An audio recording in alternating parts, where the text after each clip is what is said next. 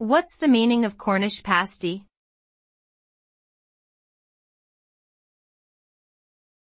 Cornish pasty.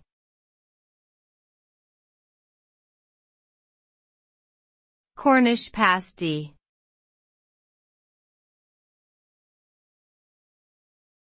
Cornish pasty.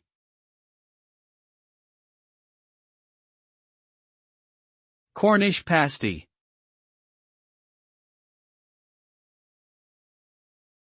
The Cornish pasty is a type of pastry originating from Cornwall, United Kingdom. It typically consists of a pastry shell filled with diced meat, potatoes, swede, and onions, often seasoned with salt and pepper. The ingredients are placed on one half of the pastry, which is then folded in half to form a semicircular shape. The pasty was traditionally eaten by miners as a portable meal, but it has since become a popular dish across the United Kingdom and even internationally.